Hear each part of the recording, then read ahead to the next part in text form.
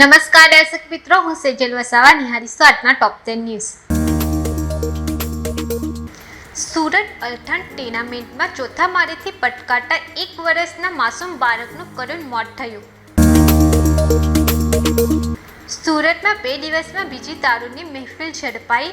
ડુમ્મસની લશ્કરી રાજધાની બેલીઝા બિલ્ડિંગમાંથી 6 કાપડ વેપારીની ધરપકડ. શ્રાવણના સોમવારે જળ અભિષેક દરમિયાન બિહારમાં 7 મહિલાના મોત, 12 ઘાયલ. મંદિરમાં કરંટની અફવા ફેલાતા નાસાભાગી મચી. લગભગ 50,000 શ્રદ્ધાળુઓ એકઠા થયા હતા. ભારતની દહેજ જેડીસીમાં પ્રચંડ બ્લાસ્ટ સાથે ભીષણ આગ, 7 કિલોમીટર સુધી સંભળાયા ધડાકા.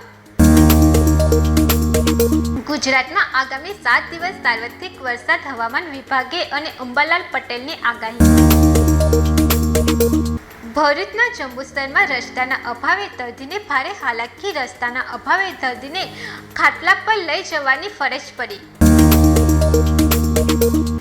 સુરત ભેસ્તાનમાં સોફા બનાવતા કારખાનામાં લાગી આગ. કેમિકલનો સંગ્રહ હોવાથી કલાકોની જહેમતે આગ કાબૂમાં આવી.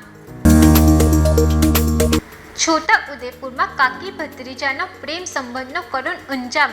પ્રેમી કૌટુંબિક ભત્રીજાએ કાકીના ગળાના ભાગે છરીના ઘા ઝીકી મોતને ઘાટ ઉતારી. યુક્રેનમાં લક્ષ્મી મિત્તલની ફેક્ટરી પરથી રશિયાનો મિસાઇલ હુમલો. ભારતીય કારોબારી સ્ટીલ ફેક્ટરી બળીને ખાક. 2ના મોત, 14 કર્મચારી ઘાયલ.